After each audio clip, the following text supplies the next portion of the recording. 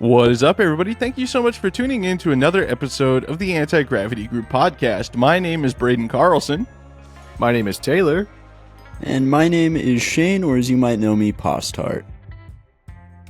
And today, we're largely just taking a trip down Conversation Street. I just kind of tossed it to the Patreon folks and said, what are you working on? What's some recent flight events and stuff like that? But I do feel like we should briefly talk about my most recent 3-inch Punisher flight. Yeah, you had quite the weekend. Yeah, I did. So, if you're watching or listening, either one, I guess, at the time this comes out, that would be Monday the 10th, I think. February 10th? I can't remember. That sounds right. The video is already live. You should go check it out if you haven't watched it. I tried to fly my 3-inch Wildman Punisher on an old K-1275, which both the other hosts of the Anti-Gravity Group podcast that are here right now did just fine with motors from the same batch date. At the time of this recording, there's no public release yet. It's on Patreon and channel members can see it. But I posted a couple pictures of the aftermath and a photo that our friend Thomas Buska, the Boosk, got of it. If you haven't gone and watched the video, go check it out. The rocket chuffed as I kind of expected it to do. It's really like a crazy situation too, because if it had lit once it dropped that bottom button out, it probably wouldn't have been good, but it might have been better than what we got. I don't know. Yeah. And the rocket hung up on the blast deflector, then it chuffed again, and because the top rail button was still there, it turned just enough that it bounced off the standoff and wiggled itself past the blast deflector sideways. So, a crazy series of events. Dude. Lemony Snicket couldn't have written a series of more unfortunate events. At least it went away from everybody. Yeah, that's what I was happy for, and happy that the SLI rocket that it hit did not get killed. It just ripped the rail buttons out of it. So, which was the second time it had happened to that rocket on the day. So I felt even less bad about it. I'm just kidding. I still felt bad about it because they had like just gone through this process and took a while to get it all set up, and then immediately my rocket's just like, no. So now that makes 2 of the 4 anti-gravity group members that have had rockets killed by launch pad issues. Not this past Midwest Power, but the year before, I flew my mini mag on an H550 and it took the rail with it. Not because of the rail button coming out the bottom or anything like that. It was simply because although the set screw or whatever held in the rail was completely tightened down, it was not making contact with the rail, but people had been flying off of it all day because it was seemingly not super noticeable until the extremely high torque thrust of the H550 just did a little twisty off the pad, I guess, and was just sticky enough to pull the whole rail with it. Then release the rail and then come in ballistic just past all the cars, because at that point the delay was way too long. So it should be noted that yours wasn't technically killed, like not fully at least. Like, yeah, the 3-inch Punisher is properly done for. It couldn't. It was impressively destroyed. Braden's rocket. Yeah. Well, the Punisher on the K-1275 carries a little more zest than the H550 mini mag. Did you see the picture Julian got of it just broken in half after it hit the ground the first time? No. That's how the electronics survived, because the whole rocket snapped in half. And at that point, it makes me a little sad, because if you look at that picture, motor case is still okay. So if the rocket had not broken in half, because then when it flipped over and hit the ground again, the motor case was the first thing to hit. It just bananaed it. It's in so many pieces. It, like, when you first sent us the picture, I was like, what could have possibly happened that it's in this many pieces? Dude, It's in It looks in like you more got mad and pieces. just started destroying it. Yeah. It's in way more pieces than it comes in. Dude, you would not believe. Well, I guess if you watch the video, it makes a lot of sense. But the debris field was insane. It was like 100 yards long. I was finding pieces of orange fiberglass everywhere. It like delaminated one of the fins. Like there's just a portion of the fin that's 16th instead of 1/8 inch now. Just peeled pieces of it back. I was like, that is crazy. So yeah, that's really good that it stayed away from the crowd, and like I'm honestly glad if you listen to it you can hear that the motor popped once it drilled itself into the ground again, because there was probably a little bit of extra time left that if it hadn't hit the case head on it might have gone a little further than it did. So yeah, basically the best outcome of the like worst possible scenario that could have come from that. I was like, because we watched Shane's rocket chuff, and I was like, I think it'll probably still do it a couple of times, but I'm pretty confident in how the rail buttons are attached. Yeah, glad everyone's okay. My Punisher is gone. It's patreon.com/rocketflogs. And my Dr. Rocket 2560 Millennium case is also gone, which had never flown before that. Taylor, do you remember Sad Smith?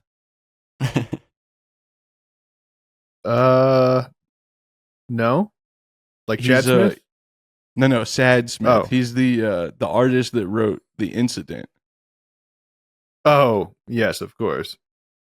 Well, he just recently put out a new track called The Incident Millennium Edition, which we'll have to listen to here in a little bit. But I'm trying to decide if we should listen to that at the end of the podcast for the folks that don't want to have to deal with that, or should we front load it and just let?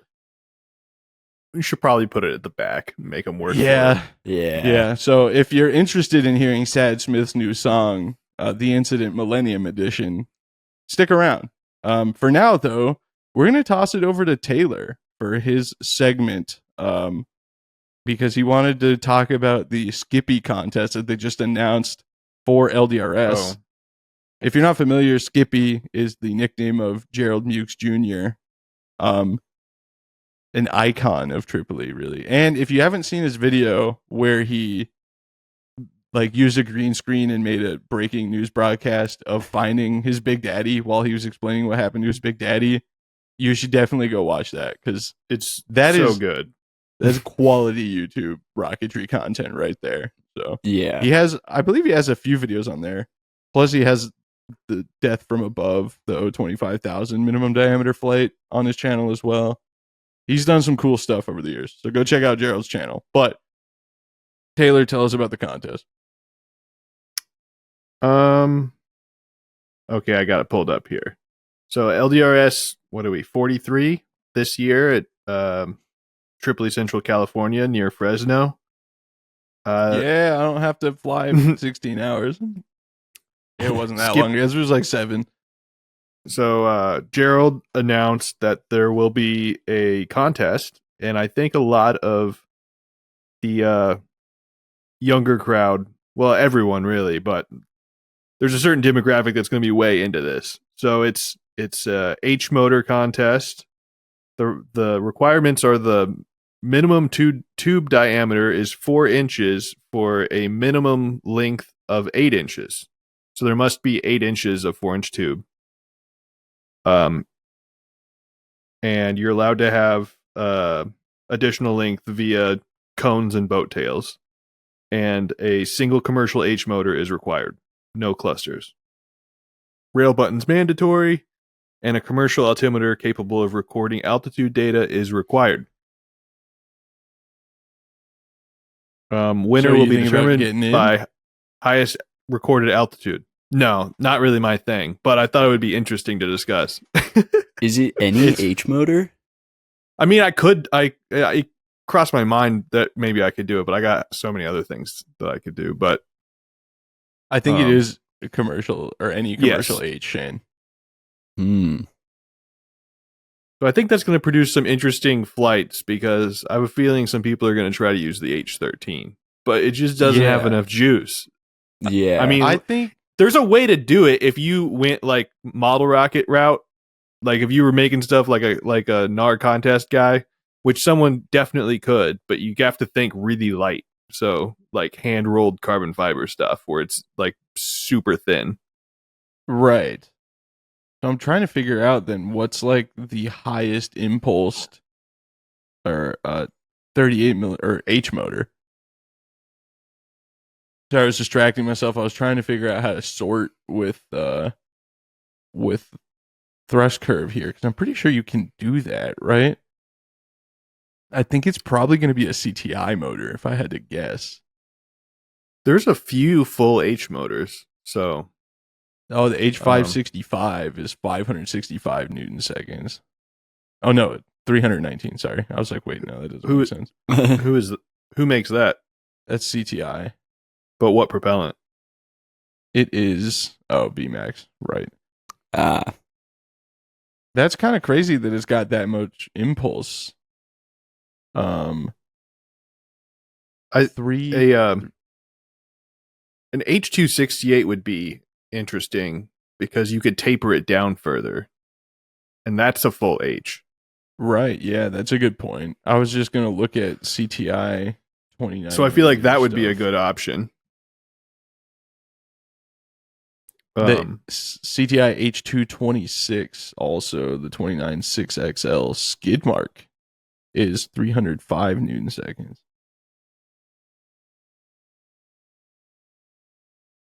Dude, some rockets are gonna wind up looking like my rocket from the Joe Barnard competition episode. Yeah. For real.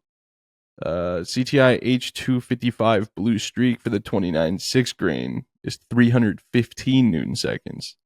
And actually, AMW Pro X has a lot of CTI stuff right now. Just maybe avoid the 54 millimeter stuff unless you're a gambling individual. Were you able to sort the motors based on impulse? Kind of. It's like only you have to get pretty specific. So you have to like go down to case. The H268 is up there, obviously, and honestly, that's kind of the only reloadable offering from Aerotech that would make sense. But yeah, single use. The H14 is 240 Newton seconds, but that end burner profile would help a lot if you have a rocket light enough to use it for sure. Oh, dude, you'd have to have altimeter ejection, but H45 could be a contender. Oh yeah, Yeah. Because that's a full H. this is a cool contest though because it's like affordable. It's not like wildly expensive to partake. Yeah. Which I think was kind of the idea.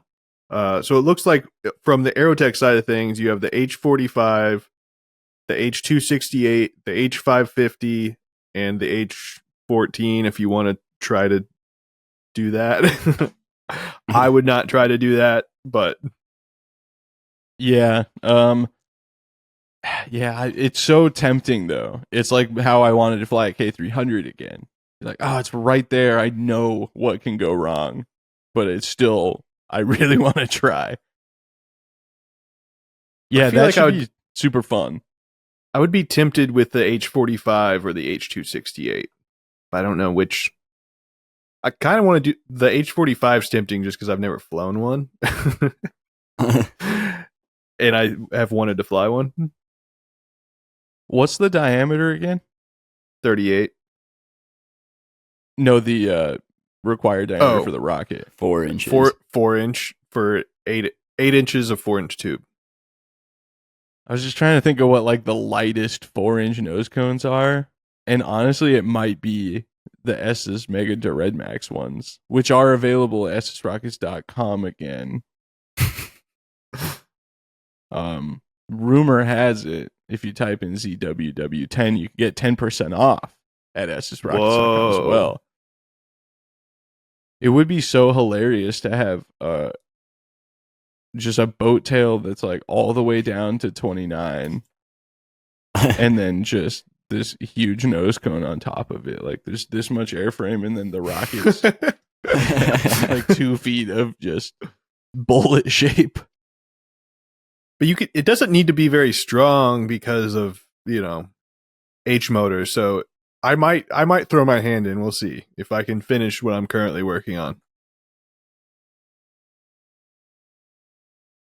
Yeah, I don't know. It's tempting, but I don't really think I need to add more to my plate. Plus, LDRS, I typically try and prioritize shooting video more than I try to prioritize flying my own stuff. But yeah, so if you're going to try and enter the Skippy contest, tell us how you would do it in the comments, or if you are listening on any of your preferred podcasting platforms that aren't YouTube, check the description. You can send us a text or send an email to contact@aggpodcast.com. Toss your ideas. If you're not going to be at LDRS, so you won't be participating, I guess if you are going to be at LDRS and you just want to give all your secrets away, do that too. That's fine. We'll take whatever you got. Yeah, tell us how we should build our rocket if we were to do that. Yeah. Yeah. Can you give us help? The cheat We're code? not engineers. Yeah. Real engineers only, please, actually. Okay, well, what I did for Patreon, I said we're just on Conversation Street. And yes, that I am just stealing that from the Grand Tour for what it's worth. I'm sure someone will acknowledge that. But I just was like, hey, tell us what you're working on. Tell us what questions you got if you have any. Have you flown anything recently? How'd it go? Because I told my story. So real quick, let's just talk about what we're working on. Postar, what are you working on? Nothing. Okay. Right now, I'm working on the top secret rocket project. And it is the toppest of secrets. But it's actually in the painting phase. Taylor's question is if it's going to be done. The answer, by the time he gets here, I should specify, the answer is it depends on the wind, because today it was like 40 miles an hour. Yeah. And Victorville wind does this cool thing where it's somehow every direction at once. Is this a kit or scratch built? It's top secret. I can't be throwing that kind of information around. Are you kidding me? Also, and then I'm going to start working on the yet to be released Estes Pro Series 2 kit, which Estes just gave me permission to post on Patreon and for channel memberships. So whoa, I'm going to be starting the build on that soon. There may or may not have been other leaks for this kit, but if you want behind the scenes look at the build process, and there is something about it, I will say, that is like exclusive to just this kit. I showed Taylor. This is like something that's never been done before on a kit from any manufacturer. Yeah, I've never seen. I don't think I would have came to that conclusion myself. Yeah, it's an interesting solution to a very unique problem, but that's all I'll say on that. Taylor, what are you working on? Well, I've actually had 2 weekends of rocket work in a row. No way. Yeah. And there's been some work on the Hercules, if you can believe it. Actually, a lot of work on the Hercules. And for anyone that's unaware, I started building a 1/5 scale Nike Hercules nearly 3 years ago. And I'll get in periods where I work on it for a few weeks and then don't touch it for a year. So we've been doing that for a while. Yeah, for quite a while. And you should specify that the periods that you don't work on it are just by far and away longer than the ones where you do. Yeah, I work on it for about 3 weeks and then it sits for a year. And then I'll do that. I've done that for 3 years now. Yeah, and I mean, I was so excited when look at that. Whoa. Oh yeah, you want to talk about the it looks kind of bad. The CNC necessity for that particular scratch build? I think you touched on it on our live stream last week. If you're unfamiliar with the Nike Hercules, throw that into the Google, but it's just a bunch of weird shaped stuff. It's quite an ugly rocket. Braden's not a fan, but for whatever reason, I like it. And well, because of Wedge Oldham, it's not for whatever reason. Well, okay, you're right. It is because of Wedge. They're kind of sick though. But he's right. I would not be interested if Wedge hadn't built the 12-inch one. But I don't know what scale that would. I guess it would be a third, right? Ish. It would be twice the size of the one I'm building. Yeah, that's crazy. So 2.5. No, it's not. Hey, but anyway, I am hand making all of the parts, and there's been some good points and some bad points and some stuff that's funny shaped, but none of it's really symmetrical. And now I finally have a 3D printer, and I'm like, because I've seen other people. So someone posted, like 2 years after I started building mine, because basically I scoured the internet for anyone that's ever tried to build a Nike Hercules model, and besides Wedge Oldham, there was like 1 or 2 people, and they looked pretty bad, at least in the like high power range. Dude, lots of low power. Those kids. 2 people are listening to this podcast right now. Yeah. Like, okay. All right. Now Great. they hate Thanks. It could be anyone, because now there's a bunch of people that have done it. But Okay, anyway, that's fair. Since I've started building mine, all of a sudden everyone's getting on the Nike Hercules train and of building like similar scales. But there's this one guy who he's 3D printed and CNC cut the entire rocket, just designed the whole rocket in Fusion 360 or whatever, and just made the whole thing, which it looks great, and I'm definitely jealous. I'm not talking ass. I mean, I am, but it's because I wish that I had that. That's dumb. It's too perfect. Yeah. There's no handcrafting in that. It doesn't have I've any character. I've been through so much time and pain with what I've got. I feel like I'm too proud to quit on it. You know what I mean? Because it's also cost a lot of money. What if, like, for the transition, you just like template out the funky base shape from your slightly different centering rings and send that to Shane of hprtools.com. He'll design you a transition that you can then print on your printer and call it a day. I thought about that, but I unfortunately did not think about that until I glued the foam onto the tube. Because I feel like it still needs to have the tube as the core. Gotcha. But basically what I'm trying now is to just work with what I got, and then if I decide it looks too bad, that's what I'll do. You'll just build another one, and it'll be done in 2034. That's right. No, that's when the first one's going to be done. Oh yeah, okay. I see. Or you know what? I may just send it with the bad looking transition. I'm not sure.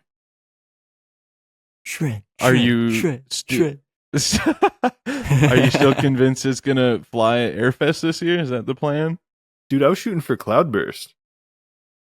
Oh yeah, that's right. Okay, well, how's that looking? Well, I'm trying my best. I right. mean, it's not looking super great, but you know what? I'm trying because I'm really tired. Now it's an A for effort. It's really weighing on me that it's of all of my projects, I just want this one to be done because really the whole point is for me to fly it once and never, worried about it again. That's the best kind of rocket project. Then you can just give it to a museum. Because it'll be so good looking. Just lumpy foam transition. The mashed potato transition. So yeah, that's one thing I've been working on. And then besides that, let's see. Well, so I had that nose cone from Tim to rebuild my 4-inch Punisher that had the it was over sanded on the inside of the nose cone, so the tolerance was all wrong and it fit all loose. Oh yeah. And I forgot it when I went to Midwest Power, so I wasn't able to exchange it. And he's like, mail it to me. And I was like, I don't want to pay for shipping. So I'm like, I had extra epoxy, so I just cut some 4-ounce glass and put a layer of 4-ounce glass in the inside of the nose cone, and now it fits. So There you go. Modern solutions for modern problems. I'm continuing on with my journey to make a 5.5-inch mosquito nose cones. So Yeah, warm weather. that's right. And it's going to get That's cold what again, so I've been using the warm weather when I can. I alluded to that in my video about my failures because I was like, I haven't done enough scaled mosquitoes since my Mozzie incident, but that's subject to change. It all depends on whether or not Taylor ruins Shane's nose cone. Well, the good news is I finished the mold and the nose cone's intact. So Whoa. Is it moldy? Like it's cheese? quite moldy. Yeah, Whoa, it's totally yeah. blue and green and all that. Awesome. But it had a few voids, right? So I was like, awesome. I got it both halves of the mold made and separated without ruining the nose cone because I was convinced I was just going to glue it all together. So, but I had some voids, and so I mixed up some epoxy, filled the voids, and basically clamped the whole thing together with the nose cone inside of it, right? To press the epoxy and fill the voids. And I'm like, this seems risky because it was just straight epoxy in the finished mold with the nose cone. And it was extreme. So I did that on Sunday, and then like, I don't know if anyone else does this, but whenever I work on rockets or whatever, you know, you get done doing what you're doing, and then you're just like, well, I can't do anymore because I got to wait for glue to dry. Then the next morning, as soon as I get out of bed, before I even put clothes on, I just go out to the garage and cut fiberglass or whatever. So I was like, I knew it was cured enough that I could pull on the mold. So I started pulling on the mold right after I got out of bed. And it doesn't really want to, like, the edges of the mold are separating, but it's stuck on the cone. Like I could feel it. I was like, ah. And so I have a big metal like carpenter square, and that's what I'd been using to separate the mold or whatever when I was making the mold halves. And so I stick that in there. I'm going along, and I'm pulling real hard, and it doesn't want to go. And then finally, one half gives, and my knuckle goes right into the edge of the like. Just imagine the gnarliest hand-laid fiberglass you've ever seen with the roughest edge. And my knuckle goes right, it cut all the way down to my knuckle. And so then I'm just bleeding everywhere. I got one half of the mold off, and so I'm like, this is not, like, it was so cut open. So I had some paper towels. So I grabbed some paper towels. I'm holding my finger in the paper towel. One half of the nose cone is still stuck in the other half of the mold. Or sorry, not one half of the nose. Well, I guess that would be the nose cone stuck to one half of the mold still. One released. And so my finger's bleeding, and I'm just pulling the whole thing as hard as I can, thinking I'm just going to break the nose cone, pulling on it. Because I was pulling on it so hard, and then it finally let go. And I haven't been out there since, and I had to super glue my finger shut. It's But funny I think we got a mold. So I believe this is the first time Shane is hearing of the near death of his extremely rare nose cone. She made it though. Are you gonna make them Scott glass style? Clear? Yeah. Oh, this is gonna be sick. Gonna you be should sick. dye the epoxy. A la Zyla. And it's probably gonna be Nigel hair in it, if I'm being honest. Oh, dude. You should sell them then, because that's gonna make it worth a lot. Yeah. We have a new Nigel song as well. We'll probably run that in the live stream. It goes super hard. But yeah, I'm It's pretty way excited. too good. As soon as I would have laid it up tonight, but I, of course, didn't. We're doing this, so tomorrow I will try to lay up the first nose cone and see how it goes and report. Okay, well, that's exciting. We're gonna have Hopefully some Mosquito nose cones and Big Bertha nose cones just flowing out the wazoo. Hopefully by the time Cloudburst rolls around, we'll just have a few anti-gravity group Skeeter kits kicking. That's the plan. Dude, then you can take one of my Polecat 7.5-inch nose cones too and just make molds of all the discontinued stuff. I wish I was that confident, but we'll see how this process goes. So far, I'm kind of surprised I've made it this far, because I assumed I would instantly glue everything together and, kind of give up. I'm like, I don't know, we may have something here. So if I'm able to actually pull a nose cone, I'll probably be so excited I'll forget about the pain of making the mold and just decide that I can make lots of molds, which is not really the case. But dude, if you did do one more after this, though, it should be your Nike Smoke nose cone, the 7.5. Oh, it's so and big. Also your 7.5-inch Hojo nose cone. Oh yeah, that's a good point. We'll get Taylor right on that, honestly. Yeah. Because, man, if I lose that thing, I'm done for. What about the 7.5-inch Fat Boy nose cone? Oh, true. Those two. Dude, we could make 3D printed plug for that one, though. Yeah, I can print the whole thing. What's funny about that one, once again, it's right beside me, but you can feel the like the flashing like you can tell it was made from a handmade mold.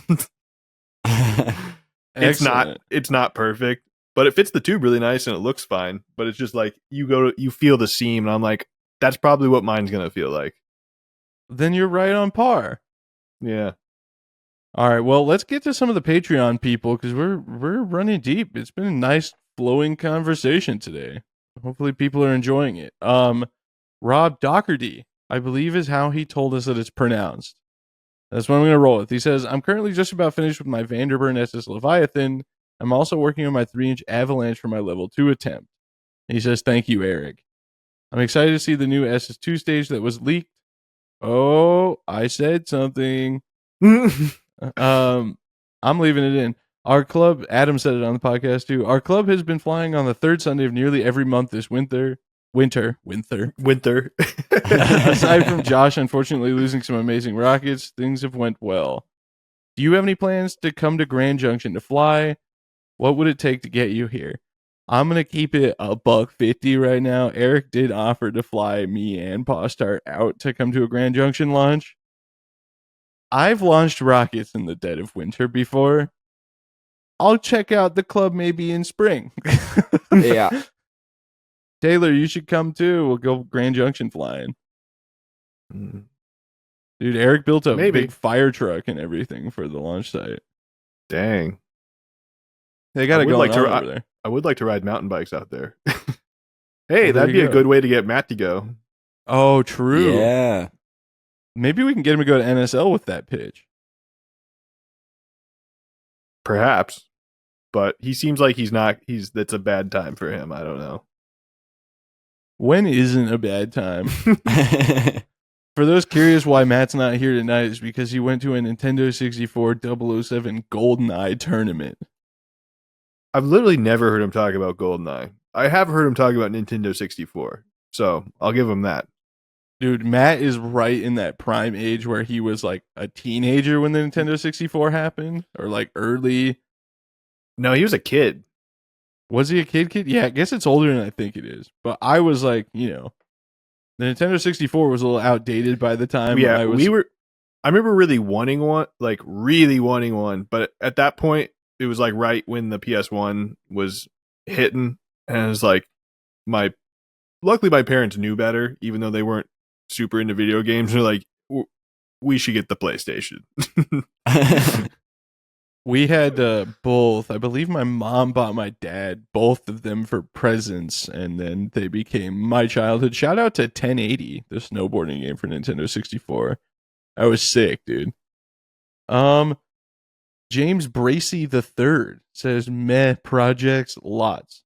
Level 1 on Apogee Zephyr. That's relatable.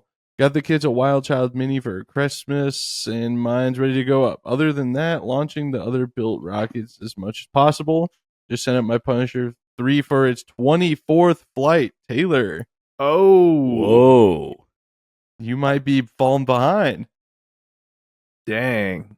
That's the first one I've heard. That could be more than what I have. I don't know because I haven't logged, but I know it's in the 20s. I would say I have a similar number of flights. That's mighty convenient. I don't know if this guy's last name is Waith or Wythe, but it's Peter. Pick one. I just finished a Bullet Bobby XXL. I'm thinking of building the new Easy i65, or my new Easy i65. I'm also rehabbing a 7.5-inch Lock V2 built by an old Kato member. Dang. Big V2s are sick, but I do also have an unbuilt Easy i65. So a recommendation from me is not going to be great. Actually, I'm in the exact same position. I have an unbuilt Easy i65 and a broken V2 that needs fixed. So I don't know which one I'm going to do first, so I can't give you any advice. Dude, if you were to fix the V2, would you paint it the same or a new paint job? No, I'm tired of being lambasted by a certain friend of the podcast for claiming that I stole the paint job from Brad Overmo. So what would you do? I was Steal thinking someone green else's and paint purple. job. The same paint scheme, but green and purple. Yeah, that'd be good. It's a little Seahawksy. No, that's blue and green. That's blue and green. Yeah, It's green more and like purple's great then. Donatello. Yeah, I guess like basically the same colors I put on my Mach 2 for the Wildman video. Quentin Troll, working on a mini Darkstar I got for Christmas, a potential H record attempt, and also redesigning our thrust vector control rocket to accommodate a new flight computer so we can fly it on longer motors. Planning to launch all three at Tripoli Phoenix on February 15th. Should be an awesome weekend. I want to go to a Tripoli Phoenix launch. It's not that far. It's like 5 hours for us, Shane. Oh, really? Yeah, plus right now is the perfect time to fly in Arizona. See, Is, that's where we go instead of Grand Junction. Yeah. What is their launch site like? Is it Sagebrush? No, it's pretty similar to FAR's landscape as far as I know. Not like thick Idaho, Oregon type sagebrush, but like Yeah. not a lake bed. Noah Lenahan says, I'm working on a rocket made out of a Pringles can for an altitude competition at our club. If all goes well, it should do about 14,000 feet on a K375. My God. Dude, the Pringles can Wait. rocket competition is kind of a sick idea. They don't make good tell- adapters. Do you think an unreinforced Pringles can would survive a K375? I don't. But he didn't say unreinforced. Well, yeah, I guess so. I just feel like you should be able to. I guess you could put clear or glass over it, and it would just be kind of cloudy. Well, you could also just like load it with thick wall couplers, Yeah, I guess so. and it would still be pretty light. Send Dude, us pictures of that, dude. Noah. What if we made a giant Pringles can? I've thought about this before. Okay? Oh, Dude, I bet Mark would make us a wrap for it. How big could we go? Once you pop, you just don't stop, you know? 24-inch. Oh, Oh. my. And I feel like a full 5 soda foot tube Lexan fins. might be about the right height. No, it's not going to be long enough. It'd have to be like 8 feet for it to be 24 inches in diameter. Maybe Yeah. 9. Do they sell 8-foot ones? I thought they were 6. I think they're 10. No. I'm Oh. talking real sono tube. Okay, that might actually be perfect then. Yeah. And then we don't even need to make a nose cone. We just need to make a giant flat lid. It'd be so sick, What if we do the stubby would- can? dude.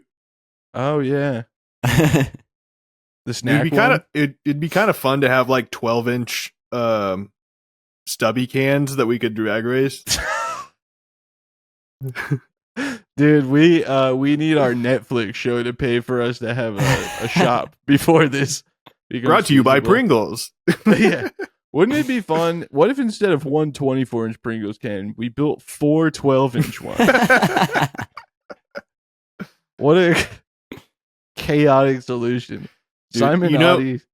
Oh, go ahead. You know what? You know how stupid I am. The other day, I was looking at the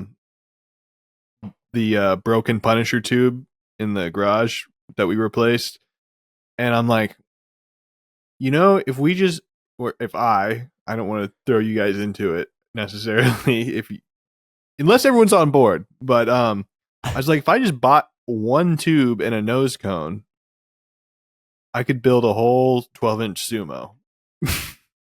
So That would weigh like a third of the Gates Brothers one.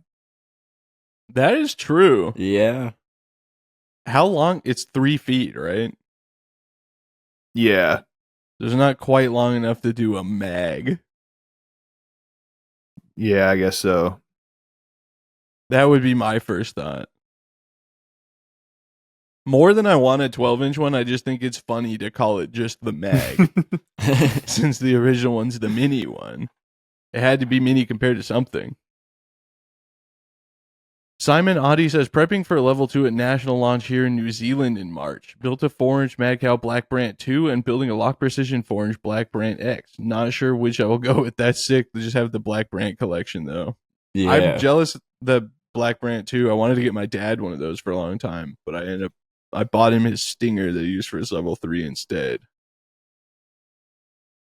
The BBX is the best rocket if you ask Taylor and Braden from... When did we go to Baltimore? 22? 21? Yeah, something like that. Oh, yeah, I think you're right. I think it was 22. Dude, we got to go again just so we can go to King's Dominion again, because, like, they just laid off, like, half their staff. It's not looking great over there. And I want to Yeah. ride that bobsled coaster before they realize they need to get rid of it. Oh yeah, you didn't write it's it still last there. time. Yeah. Yeah, but they're dropping fast. The, like, 4 that are left are on the chopping block. Yeah, true. It probably will be gone next year. Dude, are we going to ride Viper? I kind of feel like Viper's got to be on the chopping block, too, if Magic Mountain's looking to cut things down. You've never ridden it? I haven't, no. It was closed when I was there forever ago. I mean, if you can make it through X, you can make it through Viper. Yeah, that's kind of what I figured. We'll be all right. We'll just ride it last second, and then cruise home, ready to throw up. It'll be awesome. Dude, Zero no G way. print- Sorry, Oh, go no ahead. way you're No. doing last ride of the night on Viper. Like, all right, end it on a low note. All right. I'm never coming back here again. Okay, Zero G Print says, I'm working on my Laser Lock 223 with an Egg Timer Quantum, telemetry module, and Egg Finder Mini. I plan to test it at Cloudburst and hopefully fly it on an I-65 at Airfest. Yeah. Dude, I want an I-65. If I got the motor, it would influence me to build my easy I-65. Like, the only reason I bought that kit is because I've wanted to do that since I was little. Like, before DMS motors Yeah, made their I was return.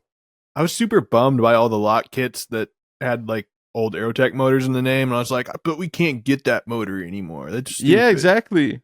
So when I was like, wait, the I-65's back, I have to buy one. Just waiting for the Vulcan return.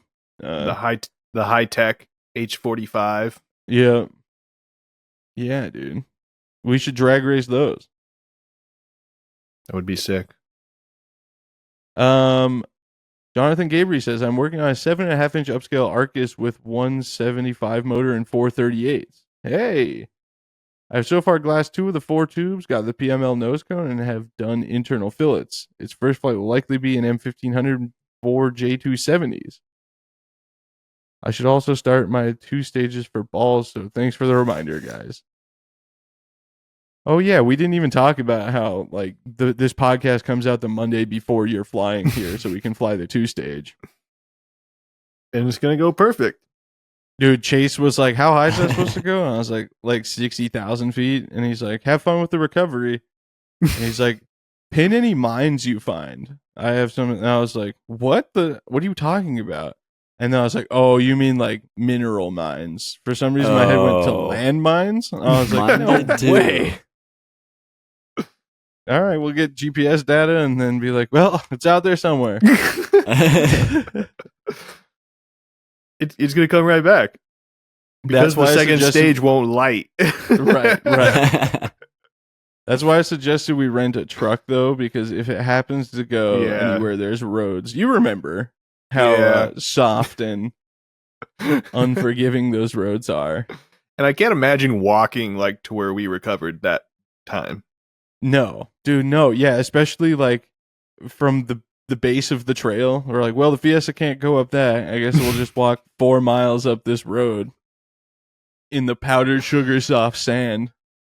That'll be fun. Liam says, I'm currently working on building and preparing 5 rockets, a Pathfinder for a Project Vulcan, a small rocket I've had for about 2 years with my OG Pathfinder rocket. My 2 rockets, N5800, which will be going Mach 1, 1.5 kilometers up and pulling somewhere around 30 Gs. I assume that means the name of the rocket's N5800, because those numbers seem crazy low for an N5800. Same with my Dream Tribute rocket. Rest in peace, Dreamsicle. Thank you for your condolences. I also built a small kit rocket just for fun to fly at a lot of clubs. Then, as always, my big N5800 to M2020 active control in the form of fin tabs and single set dual deploy, as well as a truckload of cameras and avionics rocket, which is my Project Vulcan rocket. I do have a piece of advice for you. I highly recommend you go watch Joe's newest video that at the time of release is the newest video, where he did talk about all the control for the meat rocket. I highly suggest you very closely listen to the part where he talks about the problems that could arise if you venture into controlling a rocket and don't really have your ducks in a row for it. Because this is something that a lot of people are getting into right now, and Joe was very adamant about stressing the fact that while it is very unregulated right now, that is very subject to change. And a bad move by somebody who's just working on stuff could put an end to that real quick. So I wish you luck on your endeavors, but yeah. Take your time is what I'm suggesting here. Really get a lot of experience on smaller platforms. The good news is you'll have plenty of time to work on getting that together while you try and find an N5800 and an M2020. Yeah. Above all else, that's going to be the hardest thing you face. Maybe he's just sitting on them.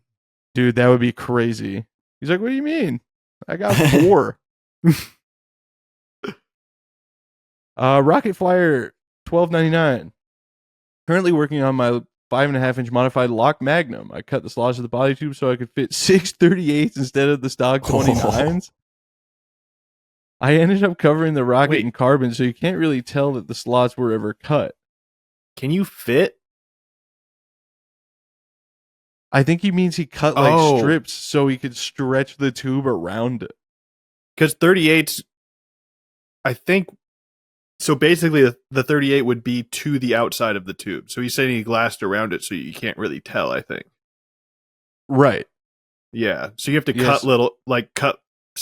strips out to put the tubes in. And yeah, that's crazy. That is insane.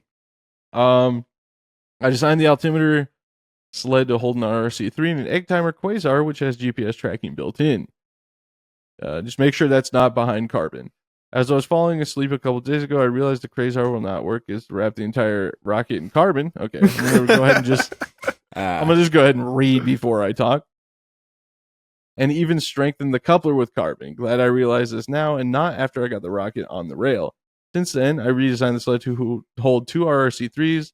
I'm going to put GPS in the nose cone. Hoping to fly it on I-218 and 3 I-180s and air start 3 H-143s just as the engines burn out. So it looks like the smoke transitions from white to black.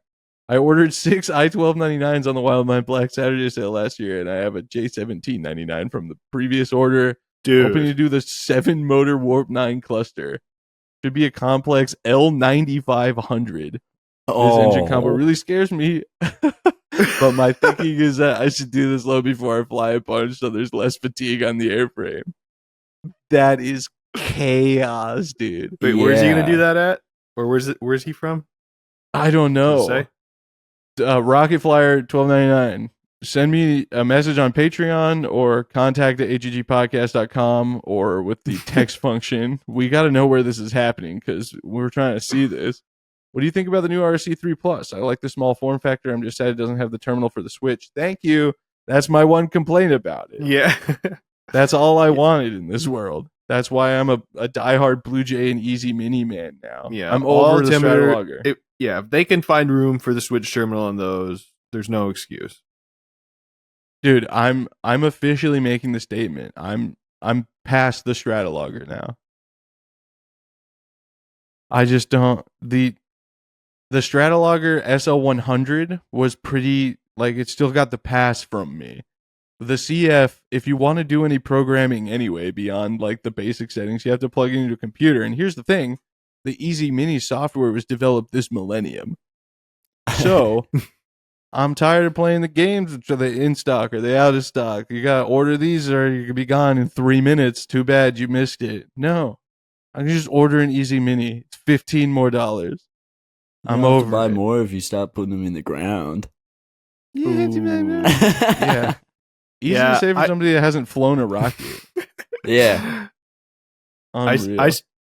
I'm pretty comfortable with the amount of perfect flights I have, but I don't need any more because I could just buy Blue Jays. Yeah, I don't think I'm going to buy anymore. I'm not going to try and destroy the ones that I have. I think I still have. If somehow I ran 4 or through all of 3. them, I would feel obligated to buy a couple. I don't feel the urge at all. I'm tired of I'm running a 14th gen i9 PC that renders 4K video. Like a minute of rendering takes like 8 seconds, but it takes me 25 minutes for the PC to realize that I plugged the Stratologger in for the software to catch up. You click on anything, and it lags for like 40 seconds. You just need to boot Windows XP. Yeah, dude, I thought about just getting like a shout out Dank Pods. Not that he needs a shout out, but he has a EPC. It's like a 2000s laptop with Windows XP on it that he uses for old MP3 players and stuff and puts software on them. That's awesome. I thought about it.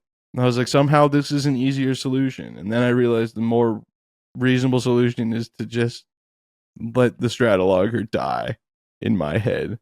I still have the 2 from the Punisher flight, and one of those is programmed to have an apogee delay, and I'm glad I thought to do this before the flight where they were all just loose in there now. I took a paint marker, and on the piezo buzzer made one gold. That's the one with the delay. So I'm glad I have that thought out at this point. Gustav Mank. I'm currently building an 800 Newton paraffin nitrous hybrid engine. I am 16 and kind of doing this as a school project. Good God. What?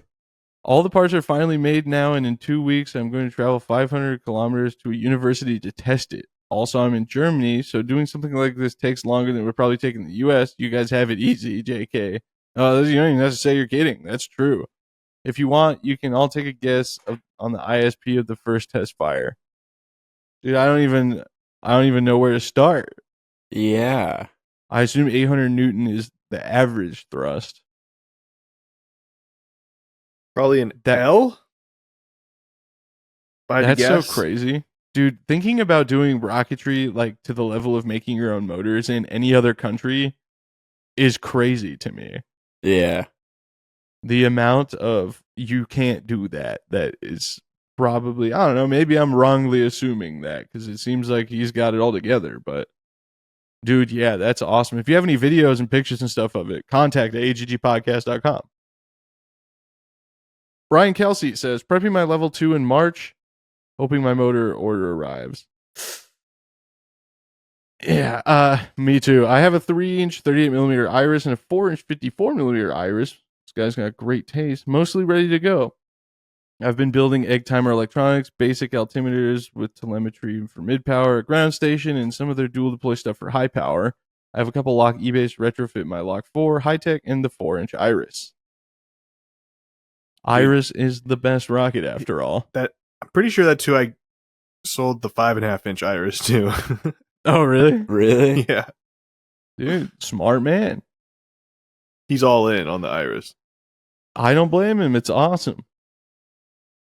Jeff Curtis, just about finished with the Animal Works Green Baboon. Wait. Green Gorilla? Hold on. Dude, I saw someone the other day, I don't know if it was on your post or something about chuffing, and it's like, that reminds me of those old green baboons. Maybe it was this guy. Maybe. Will weigh about 4.5 pounds. Side note, I'm really glad I got rid of all of my green AMW stuff. Not just for the barium nitrate thing, but because after that fiasco, I'm like, nah, I'm good on the old chuffing motors, thanks. Will weigh about 4.5 pounds. I plan to fly at Thunderstruck when I can pick up a 54mm motor. I also just need to paint the nose cone, and my Estes Partisan will be done. Also need to paint the Lock Skinwalker 300 and the Lock 3-inch Cyclotron. I did 14 low-power flights Sunday when it was too windy for anything bigger. We have a launch at Pence, Indiana this weekend. We plan to fly a Dragon Rocketry 3-inch Wolverine on an H250. Nice. Christopher Phillips. My entire shop and half my basement is covered in projects in various stages. Naturally, 2 of every type because my father and I love a good drag race. Oh, dude. He sent me a message about this. You guys gotta, Oh, he didn't put it in here. It says 2 times 12-inch Warlords, level 3 projects for NXL, 2 5-inch Punishers, 2 full-scale Arcuses, and some other fun stuff, or one-off stuff. We've got a couple launches in a year so far, but still pretty windy and cold in Colorado for the time being. Hence, my reference to not really wanting to go to Grand Junction right now. As far as good rumors are concerned, I've talked to the folks at Mad Cow a few times. They claim that some big 10-inch fat boys are in the works. I'll believe it when I see it. Can it? Performance Hobbies has been working on a 7.5-inch version for going on a year now. Yeah, we all have one of those. The Chubsy.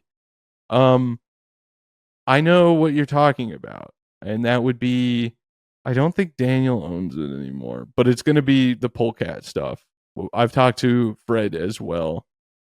And they're pushing to make a comeback with the Polecat stuff. So hopefully Taylor's 5.5-inch nose cone efforts aren't in vain. Or hopefully they are, actually. Josh Sickles says, current projects. Oh, yeah, I got to explain this. That would happen. Yeah. It's going to be like the day after I finally finish them. He's like, first edition Keeters, their Skeeters are $50 a piece. Dude. I feel like they're not going to be $99 anymore. No, it'll probably be like $300. That's kind of what I'm thinking. So this guy, him and his dad are both doing their level 3 at NSL on the 12-inch Warlords. You know, That's big sick. Warlocks. Their plan, if they both get their level 3, is to drag race M6000s afterwards. At NSL? Yeah. in the 5-inch Punishers? No, in the Warlords. Oh. Dude, if they actually let him do that, that is going to be spectacular. Yeah. What's NAR's rule on that? Same as Tripoli's? I'm trying to think if we saw drag races at NSL last year. They've been. Oh yeah, the guitars. Was that high power? Yeah, I think they were all eyes. I don't know. We'll see. See what they say. I guess they'd be sick. Josh Sickles, current projects are 7.5-inch carbon V2 flying on an M2500. Ordered all the Solar Composites material last week. I also have a 2-stage Record J attempt I'm making, and me and Eric have a 2-stage project as well for balls. Yeah, I don't know how much Eric wants revealed about that project as of yet, but it's super gnarly. Kevin Osler says, working on a Mad Cow Frenzy XL for my level 3. Almost the most difficult stage for me, painting. I just did the Bondo fillet trick from one of your videos, and they look better than anything I've done in the past. We're on to the West 410 now, but I'm glad that worked. If you use real Bondo, it takes so long to sand. I have probably a few more sand and fill sessions. I had to leave the Bondo a bit thick in places, which I hope hold up. I ordered custom decals and some crazy paint effects from KP Pigments. Since I suck at painting, I figured go big or go home. I do have a question. Do I do a clear coat, then stickers, then another 3 to 4 clear coats? If so, how long should I wait between the first clear coat and doing the stickers and final coats? If I'm going to clear over stickers, I'm going to let the base paint cure like overnight. And I put the stickers on before that's like fully cured, because in my head that's going to make them stick better. And then you know the deal. Wait as long as you mentally can before doing clear coat over that. Otherwise, you're going to run into problems. I don't do people. There's been a bunch of Rust-Oleum slander again. And I'm like, that's crazy. My rockets look pretty iced out, but okay. He goes in waves. Yeah. They're like, oh, it's Rust-Oleum. I'm like, kind of seems like there's a lot of evidence to point to that being user error, but okay. Mind of Widge also has a Rocketry YouTube channel. Go check him out. Current project is a 3-inch fiberglass scratch build. Will be a test bed rocket for camera mounts and used as a booster for a 2-stage. Also building a lightweight 54mm minimum diameter from lock parts specifically for J90s. Hey, that's a classic 90s rocket stuff right there. Aside from that, going for my biggest flight to date this weekend, we'll be flying a K550 in my fiberglass 54MD, sims to Mach 1.4 and around 11,000 feet. Sick. Jesse Bada, contender for the win of the Big Nuke 3E, second place overall, says, just wrapped up the 29mm Estes Nike Smoke. Shout out to Braden for the discount code. Oh, I believe that's ZWW10 for 10% off at SSRockets.com. That being said, I just started my biggest project yet. The Lock Boys made me a 7.5-inch Mega Buzz kit. He's been sending me pictures of it. It's sick. This thing is huge. Standing over 9 feet tall is truly a big dumb rocket.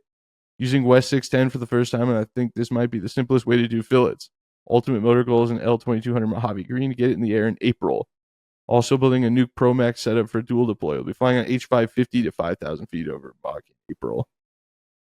That's a good lineup right there. Yeah. It is. But yeah, I was wondering if they were ever going to release that as a kit. Mark Hayes from Sticker Shock also has a 7.5-inch Mystic Buzz. I saw him fly it at Springfest a couple years ago. He did an M in the middle, I believe, and then some air stars. It was sick.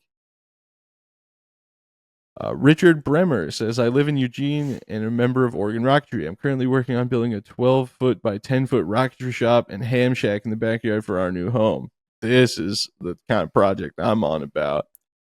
Planning on working my level 3 project when I'm finished, and we'll use a 4-inch HV Arcus Mac Performance Kit using an M1297. Still looking for taps and organists. There have been some recent changes in their availability. The only one I know of is Pete Erkstrom. That's sick, though. That's the dream, dude. Building the rocket dedicated shop on the property. Yeah. Remember when you were going to do that at your house that you don't own anymore, Taylor? Yeah, those are the days. So full of optimism. Wow. Where did it all go? Now I'm just going to build another house. Whoa, look out, ladies and gentlemen. The Rocket Channel's not getting another video posted for 3 years. Yep, pretty much. Did you record the mold making process at all? Yes. Oh, S. You guys should do a My Fails video. Well, Shane doesn't have any, but you should do one, Taylor, like I just did. I haven't failed. Yeah, you have. Put a bunch of 76 Not on video in the ground. Yeah, well, just talk about it. Your Punisher video, you can cut to anything anywhere. People love it. Yeah, you're right. So I keep telling Shane, I'm like, nobody's going to watch videos that don't exist. Just throw some S at the wall, see what sticks. It's true. Oh. You got to find your comfort zone. Tanner Conway, I just bought a Mega Mag kit. I thought the Mini was amazing at 5.5-inch diameter and heard the Mega looks twice as big at 7.5. Once I heard that it was a classic case of shut up and take my money. Nice. This will be my level 2 project, and I hope to get my level 1 with the Mini Mag this spring. Yeah. Doug says Super DX3 and 3-inch Punisher and an SS Kit Bash to 38mm are all ready for maiden flights this weekend. DX3 and Punisher need charged ground testing tonight. Construction Q has a vertical assault from Giant Leap. Whoa. And the Dragon Tail from Dragon Rocketry. They still make that, the vertical assault? Who owns Giant Leap now? In somewhere in the Pacific Northwest. I can't remember who. Yeah, because I remember the first time I went to NXRS, I saw Giant Leap there, and I was like, what's happening? But apparently they bought it, I don't know if for the inventory or just to serve their club or what, but I've heard it's mostly like this, they serve the region type of thing. But the web store is still up. You can order stuff, and I've heard they ship. So interesting. Daniel Floyd is going to be our last entry here, and then we'll listen to the new song. I just wrapped up building my Punisher Mini. Just needed to warm up a little bit before I can paint it. I'm also working on a 3-inch scratch build, which will feature a fiberglass airframe, nose cone, a 54mm motor mount with a 3D printed PETG fin can. Going to be set up with head end dual deploy. Will be a little longer than a 3-inch Punisher. I'll start off gentle with the flights and work my way up to larger motors. It sims to about 16,000 feet and just over Mach 2 on a Loki L1040. I just hope it survives long enough to attempt that flight. Dude, I have to say that Loki L1040 is a sick motor, but I am still feeling the pain of purchasing one. It's great, but it's so expensive. isn't it It's like $400 Oh. for. I mean, it's a 2550, a 2800. It's the same thing. It's a 6-grain 54mm motor. It's $400. I get it. The phenolic nozzle with the graphite, and there's like all this crazy. You have to buy a special centering ring or retaining. No, snap ring. That's what those are called. That's ground down to fit the forward closure, and then you have to use a different rear one instead of the snap ring. It's like the 2-turn one. It's a whole project. But yeah, so Dude, if we built the giant Pringles rocket, I knew that you were gonna say. you got the custom Pringles parachute. Like it's a giant Pringle. Oh, dude, I wonder if Josh could do that. Happy shoots. Dude, you know he could do it. Yeah, it's kind of the perfect shape though, right? Because it's just like a boat. Yeah. That would be so sick. That would be sick. All right, well. Let us know if you about want to see a everything- giant Pringles rocket. Yeah. And let us know if we can build it and store it at your house as well. Yeah. We had one question. James Flesner sent an email, says, "Hey, AGG Rocket Dudes. As I was listening to your most recent podcast, it was brought to my attention the M1297 and the M1315 technically have different propellant formulas. That's true. Not a lot of people know that. I ordered an M1297 just because the M1297 is an L. I ordered an M1297 and an M1315 during the Wildman sale last year, thinking they had the same propellant formula. Working on a cluster project, and I was planning on flying first without loading the outboard motors. Wanted to test if I could light the motor with an E-Match, some Quick Burst, and maybe some Blue Thunder or a Pirate X pellet as you've recommended in the past. I can't talk. Looking at the thrust curves, I was planning on using the M1297 as a test flight and the M1315 for the cluster flight. Since there are different formulas, do you think that if I can light the M1297 with an E-Match, Quick Burst, and Pirate X pellet, that it would work for the M1315? I plan on keeping the processes as identical as possible between the two flights. Is there really that much of a difference between the formulas? How sketchy is a 5-to-1 thrust to weight ratio if you're lighting them all on the ground? Kind of sketchy, but would you be comfortable putting an M1297 or an M1315 in a 60-pound rocket? 60 pounds includes the weight of the motor. Yeah. I think so. People used to do it all the time. But Yeah. what's crazy is I think the 1297 actually gives you a better thrust to weight slightly. Yeah. Because of the boosted specific impulse. Well, yeah, I mean, and it uses the regular white lightning hits a little bit harder, and you have Than the less weight slow. because it's 1 grain less. right. Yeah, I mean, the process of ignition will be very similar. They're still very similar propellant formulas, and Is it M7 or is it M650 regular white lightning or is it slow white lightning? I think it might be regular in the 685 slow. Okay. Because, I mean, Procast lit that motor real quick.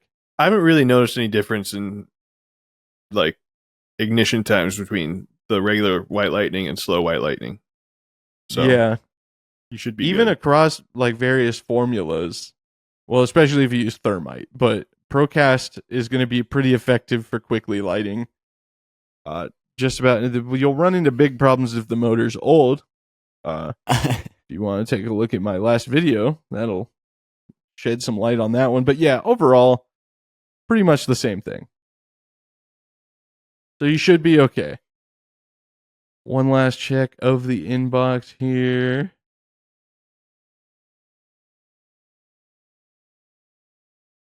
Okay. I forgot about the person that was upset about your camera angle, Shane, that just sent me an email with the subject, Shane's stupid camera. All right. Before we finish this episode, we're going to listen to Sad Smith's new song, The Incident Millennium Edition. Here it is.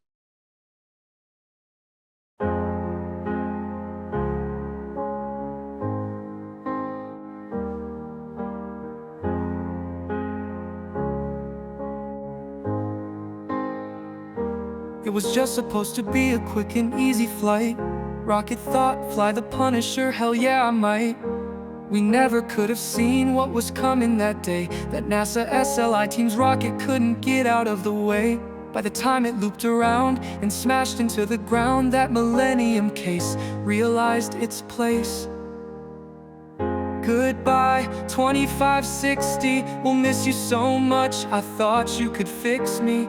That Dr. Rocket case is awfully bendy, and Rocket's left with just a forward closure and a broken heart that needs mending. The dreamsicle is gone too, oh this can't be true. Rocket's first Punisher was beloved by me and you. The GPS signal was lost and now it's hitting my soul. That's several $100 packed in a desert hole. Somehow the electronics made it through this flight. Yeah, it seems we won the war, but lost the fight. Walking up it looked bad, but it got so much worse. Cause like the initial flight, the case itself took a turn. Goodbye, 2560, we'll miss you so much. I thought you could fix me. That Dr. Rocket case is awfully bendy, and Rocket's left with just a forward closure and a broken heart that needs mending. The dreamsicle is gone too, oh this can't be true. Rocket's first Punisher was beloved by me and you. Not bad, huh? That's good. Pretty Not solid. bad. You know what? While we're doing this, I think maybe we should run the Nigel one for the live stream, and then we'll get some feedback on the next podcast episode. But there is one other new one. Oh no. Oh where do we even start when we tell the story of Postard? He's the only one that's flown and only eats green beans and cereal.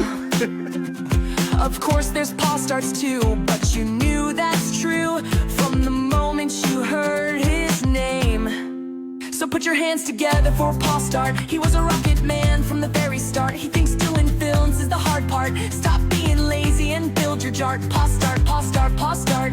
Got the camera out for some killer shots. 3D design, some friggin' awesome parts. HPR tools, yeah, that's Postard. He made a YouTube video that got a ton of view. Thought about making more, but then he said, nah, I'm cool. He's allergic to bands, always wears Vans. He has more than friends because they're all his fans. He got Dude, I tell Shane he's allergic to bands every time he doesn't do something that he can make money from. Well, if you're allergic to bands, that's fine, I guess. Oh man, well, I think on that note, we'll bring it to an end. Reminder: we do live streams every Tuesday after we record the podcast, so you can come join those. They're on the YouTube channel Rocket Vlogs, which is where you can find me. I'm Braden Carlson. You can also find me on Instagram and Snapchat at BigB1011. and TikTok, Braden Carlson 6, for however long we have TikTok. And my name is Taylor, and you can find me on YouTube at the Rocket Channel. We should have video on the nose cone mold in the next week or two, assuming it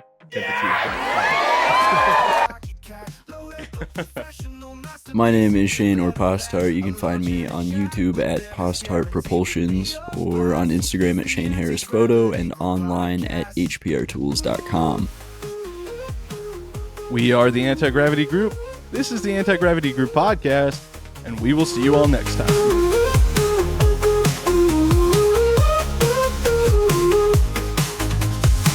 Just hear from Nigel the Rocket Cat. Load up the professional masterpiece, you can bet on that. A launch and a chat with them is guaranteed to be a blast. It's the Anti-Gravity Group podcast.